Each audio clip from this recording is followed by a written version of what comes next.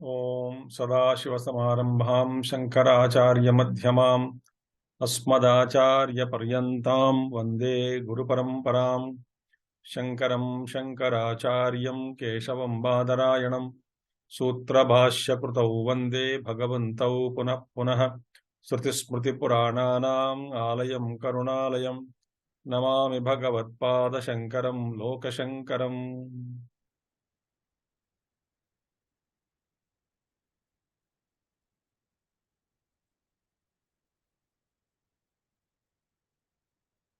Om Samasta Jana Kalyane Niratam Karunamayam Namami Chinmayam Devam Sadgurum Brahmavidvaram Sadgurum Brahmavidvaram.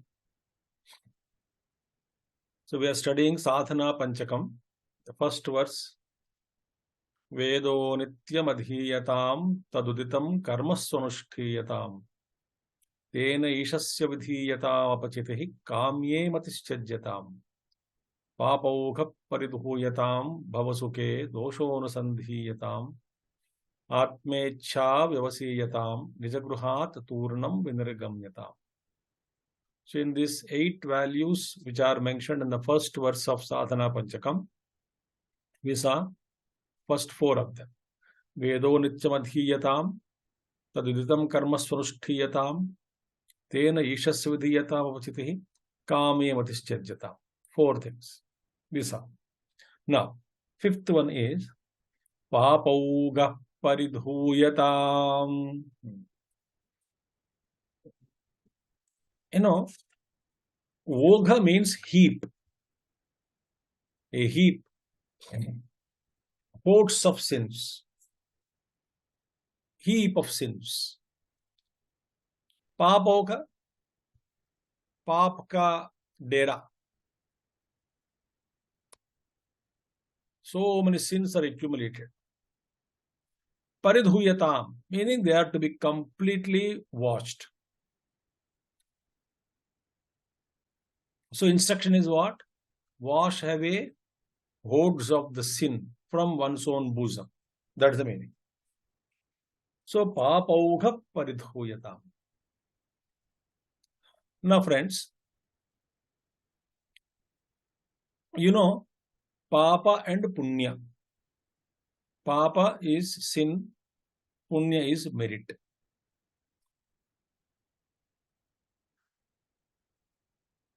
We all have mixture of these two, merits and sins. Then only we get Manushya Janma.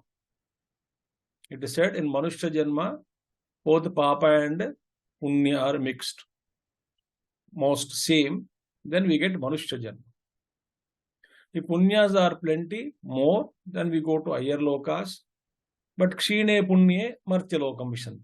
Having that Punya is exhausted, merits are exhausted, we come back to again this world. If Papa is more, we go to nether regions, lower yonis, or lower levels of existence. Now, the instruction is what? Papogha paridhuyatam. Wash away all the sins that are in one's own bosom, heart. Now see, eventually we have to give up Punya and Papa. Both are to be renounced. That's what Upanishads and in all the scriptures, they're very clearly mentioned. But to wash the sins, one method is what? Keep on doing Punya Karma, meritorious deeds. How to wash this? Now, what is sin first of all? Sin is, as masters have said always, it is in reaction to what we come across, what we perceive in the world outside. When we react, meaning when we act the way which is not supposed to be done by us, the way we are not supposed to act, if we act in that way, it is called a sin. So appropriate action is dharma, and inappropriate action is adharma or papa. Moment to moment, I am talking about. Now, when we say sin, what is happening is that when we act in this world inappropriately,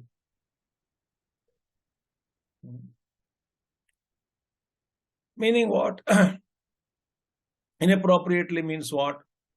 Adharmically, meaning with adharma, meaning what we are not supposed to do, think, etc., or say, kaya, vacha, manasa, through body and vacha, speech, and manasa, thought.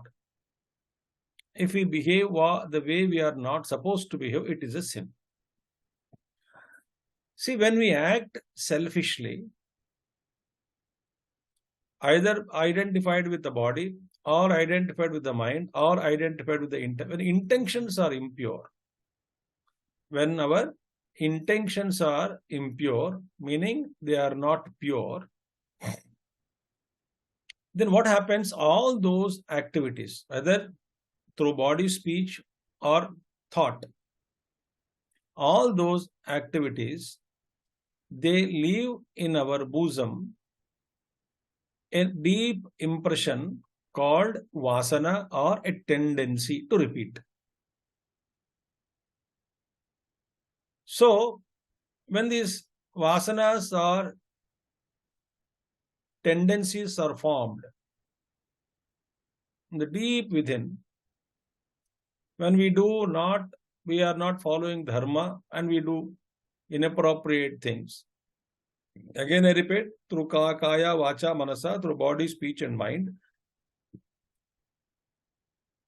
Then, the tendency which is created in us to repeat that action again and again, that is called vasana. And that is a sin. And which binds me, number one, which makes me more and more impure at the mental level mainly. And because of those sinful activities, not only I, the performer or the doer, suffer, I also give certain amount of a degree of suffering to the people around me because of my inappropriate actions performed either through body, speech, or mind. Think. So, this Bhagavan Shankaracharya says, one has to wash away these hordes of sins. Again, coming down to back to the important point, how to get rid of these sins or vasanas. Now, all these karmas in the form of vasanas, the root, the seeds, they are all burnt, as Bhagavan Krishna says, in the fire of knowledge. Jnanagni dagdha karmanam. So, in the fire of knowledge, all the sins are burnt. So, if we go little deeper into it, the origin of all sins, in a way is the main karanam is our identification with the physical body. When I identify with the physical body, then I am separated from everybody else, number one. So others are different from me, I am different from them. I am special, I want to be happy at the cost of others. And because of my identification with the body demands many things. Sharira sukham. So then I run after them. Then the mind also. To make my mind happy, to make my intellect happy, with their own all wrong thoughts and wrong notions. All put together, what happens is that when these vasanas are deeply created, they become sins. Think. So how to wash them? First of all is knowledge. Meaning, by the Vedanta says, body identification is the first sin. And why do we identify with the body? Because of avidya. Go back. Again, moola karanam for everything is avidya only. Ignorance, spiritual ignorance. Not worldly ignorance of certain things, how to do, how not to do, how to cook food, how to go there. That is required. Yeah, that ignorance has to be removed for transactional purposes. That's required. How to operate a computer, I must know so that to live life. That's okay. If I am connected to that kind of a lifestyle. Wonderful. But spiritual ignorance is, avidya is the karanam for all kinds of sins that we commit. So now, what is the antidote for that? Antidote for that is a deep conviction by the grace of the Master that we are essentially divine. Amrutasya putraha, Upanishad says. So, Srunvantu, please listen, O Amrutasya putraha, children of immortality. So, I must get convinced, essentially, I am the pure consciousness. I am full, Satchidananda Sarupaha. So, the more and more I dwell upon the Upanishadic teachings, more and more I contemplate on the teachings. So, eventually, when vasanas are reduced, vasanas are exhausted, by karma yoga, again, fundamental karma yoga. So, when I perform my duties alone, number one, I will not perform, or I will try to be away from all those activities which do not fall under the category of my dharma, that is second two. So, one, I should dharma, anushtanam, and adharma, nivrittihi, and completely withdrawn from adharmic activities, performing dharmic activities, and also, along with that, Shravana Manana Nididhyasanam, when we do, slowly and steadily, these sins will get reduced. So, a spiritual seeker focus must be how to reduce these sins or vasanas, because they are the bija, seeds, which make us commit sin. Arjuna asked, Atha kena prayuktoyam papam charati purushaha anichinnapi varshnaya baladiva niyojitaha. What is that prompted by which, O Bhagavan, a man commits sins? Baladiva anichinnapi. I don't want to commit, but as though my head is bent by force and I was made to commit I was made to commit a mistake or a sin. I was made to commit a blunder. I was made to make a mistake. Sin, papa acharanam. Why? What is the purpose? There Bhagavan Krishna says, Kama yesha, Krodha yesha, Rajoguna samudbhavaha. Mahashana mahapapma vidhyena mihavairana. So, this Rajoguna gives birth to desire. That is Krodha, Kama and Krodha. Both are same in one to two sides of the same coin. So, desire and anger. These two are the fundamental. So, we all commit mistakes, or crime is committed either under the spell of desire or under the spell of anger. And these two give rise to other things, moha, lobha, moha, matsarya, mada, etc. So, what we have to do is, we must clean our vasanas by our selfless activities in the world outside, and again gaining that Upanishadic knowledge and contemplating upon it, and slowly reducing our reactionary lifestyle and increasing our selfless activities, and maintaining an attitude of that, let everybody be happy, let everyone progress spiritually, let everyone be transformed first from bad person to a good person, and then that let the goodness in everybody give them joy. That kind of prayers, and if we can lead such kind of a lifestyle, slowly our sins will get reduced. And sins actually are a thickest layer, which is an obstacle. between me and the Paramatma, the Maya wheel, the obstacle. So, papauha paridhuyatam. And sixth one is bhavasuke doshonusandhiyatam. This is another beautiful thing. Bhavasuke doshaha anusandhiyatam.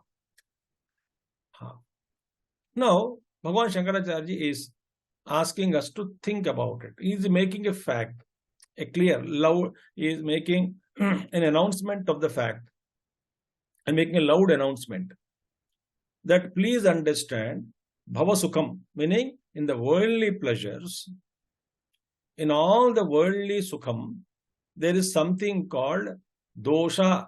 Fault is stapled. With every sukham that we get in this world, a dukkham is stapled with it. Or dukkham follows, anusandhiyata, riddled with pain. So all the pleasures of this world are riddled with pain. This awakening is required. Understanding is required. This awareness is required. What is the value? Recognize that all the worldly pleasures are riddled with pain. This is the fact. And we need not go to any textbook to understand, but just Guru shows a torchlight, light on our own experience. When he shows a light on our own experiences and tells us, oh, please look into your own experiences. Look, analyze your own experiences. Then you came to conclusion. Pariksha lokan karmachita. You examine your own experiences. Then we will understand this. We may be going through that, but unless Guru tells me, unless Upanishad tells us, my attention did not go towards this fact. What is that fact? The fact is, every joy that I get from this world is riddled with pain, stapled with pain, followed by pain. That's the fact. Lord Buddha also said same thing. The worldly, fundamentally there is in samsara, there's a lot of dukkham is there. Okay. Now, how this every sukham is attached with pain. First of all, that which creates a come in space actually, then a mental pleasantness experience that which creates in the mind is called sukham for me. And this is also correct. Sukham is relative. It is not absolute. In worldly, sukham is not absolute. It is relative. Because that which gives you happiness may not give me happiness. That which gives me happiness may not give you happiness. So all of us have our own sources of joy and sorrows. Something which gives you happiness may not give me. Something which gives me happiness, it may give you sorrow to you. So first of all, that we have seen in the beginning that all of us are what we all want. We all want uninterrupted joy, happiness, sukham. So niravadika sukha prapti, atyantika dukkha nivrutti. Constant sukham I want, and I don't want any trace of sorrow in my life. That is the fundamental agenda. So, but that agenda is triggered by what? By my vasanas. So vasanas dictate to me. According to my vasanas, I search in those places for joy, and I run away from those places which gives me sorrow. But they are relative, because they are seen through goggles of vasanas. That's why everything is relative. Somebody for spirituality, oh my God, I don't want spiritual life at all. It is too much horrible. It is just, I don't know what they discuss, what they think. I'm a simple man. I want to earn, enjoy, be merry.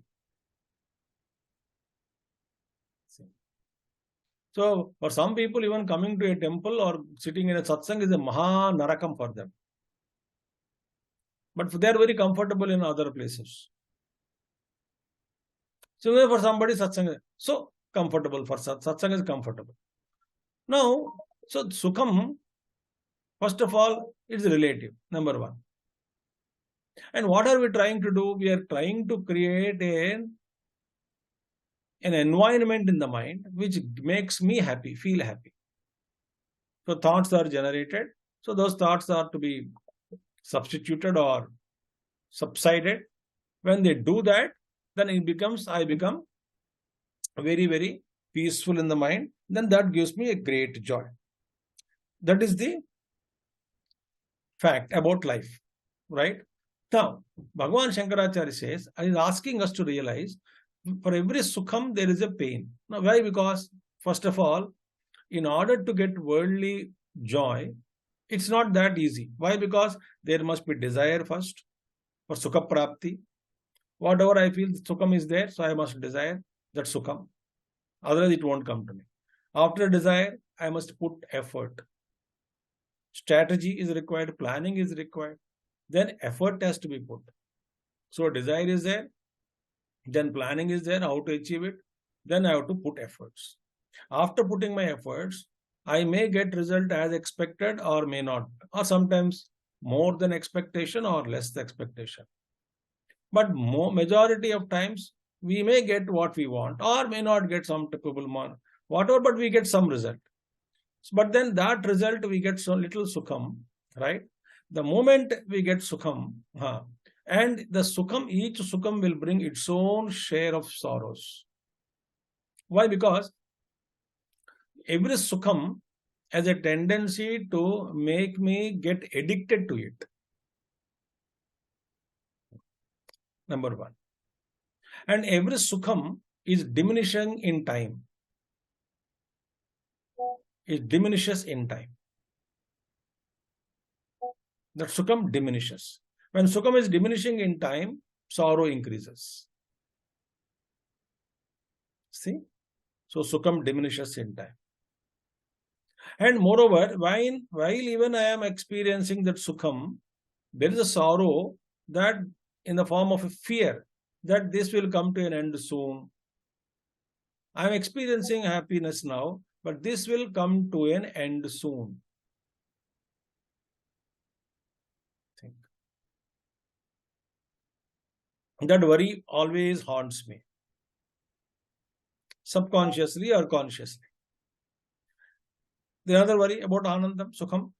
Now, and once I get Sukham also, it also may trigger not only to put an effort again to get it again, because it makes me addicted, it also has a tendency to compare, to make me compare with others' Sukham. When I compare with others' Sukham, then I will again get disappointed because there are so many people who are more happier and merrier than me in my life. In Taittiriya Upanishad comes, happiness, various stages are there. So, I got one house, but other one got a 5-bedroom house and I got only 3-bedroom house. When this comparison comes, a worldly man, worldly happiness. And this comparison makes one more sorrowful. Again, to eradicate that sorrow, either he will put his efforts to take another flat of 5-bedroom, or feel continuously jealous about that person. And then that also, the jealousy and the restlessness and unhappiness is sorrow only. So, sukham, to get sukham, there is a pain of self-effort. While enjoying, there is a fear of losing it. It will end in time, diminishes in time. After that, again, I have to put effort. I am not happy. I came back to square one. I lost it. So, therefore, Bhagavan Shankaracharya says that, in our life, every sukham is riddled with pain. No sukham is full. Yayati example we come across. He had taken that yavvana, that youthfulness from his sons, but yet he was not happy. Then he realized in the end that by fulfilling desires, they will never come to an end. It's like pouring ghee into the fire. So he realized a statement he gave, the desires are, sublimated, not by enjoying, not by bhoga, only by withdrawing or by developing vairagya under the light of this knowledge. of Vedanta, of Upanishadic knowledge, of philosophical knowledge. So therefore, Bhagavan Krishna has very clearly said, Bhava Sukhe Doshaha Anusandhiyata. So please see that the inherent, therefore, one example I'll give you. It's like somebody gone to Naraka. So in Naraka Loka, he had done a lot of sins. So there the Yamaraj prescribed that, okay, he will be given these punishments, 1, 2, 3, 4, 5, 6, 7, 8, 9, 10 types of punishments he has to undergo. So in the beginning, to get accustomed to acclimatization, to that kind of hellish environment and treatment that what they give to acclimatize the person there, papi, sinner there. What he did, he said, okay, begin with 100 whipping. So 100 whippings. So he was made to stand, and there are Yamadutas are there, Bhatus, and then they took huge whipping, and they started, one started whipping him, 1, 2. So when you say 100 means what? There's a count, 1, 2, 3, 4. That means what? The first whipping, second whipping, third whipping, that way. So in between two whippings, there's a gap, right? So when the lash, when the entire thing, it just falls on his back, and he screams in great pain. Whenever the rope or whatever touches him, and when he gets pain, and the hand is taken away for the second lash, and again second lash, in between first and second lash, the absence of dukkham is considered as sukham by that person in the naraka. He feels happy, relaxed. Again second lash. Again he screams in pain. Again for a moment, for a few seconds he is happy. Again. So that means what? So is he really happy? No, that happiness is defined as what?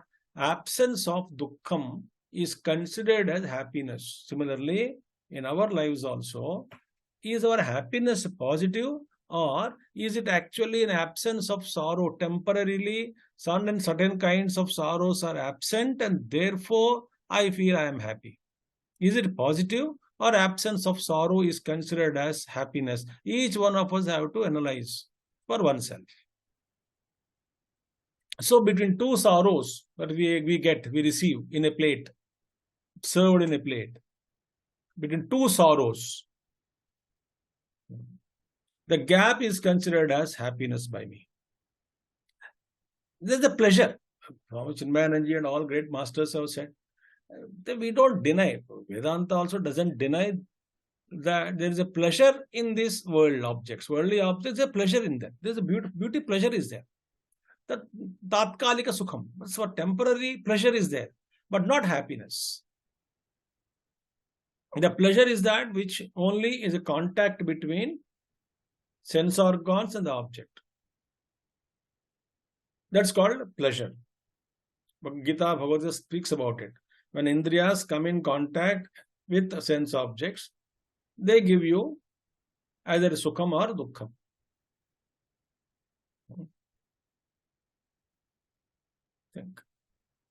So, this is a contact with sense organs and sense objects. That experience may give me happiness or may give me sorrow. Okay. So when it is giving me sorrow, I'll withdraw and I'll try to search some other better contact with the objects of the world outside, so that I can be happy, I can get happiness.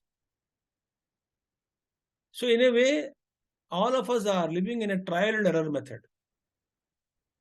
I feel I'll be happy by doing this. But after some time, I found that, this is not giving me happiness, because happiness is also diminishing. Again, I search for other happiness. So overall in our life, we are constantly, a sort of trough is maintained. That a kind of, unhappiness, unpleasantness. So we are constantly searching for happiness. In the bargain, we are getting only sorrow.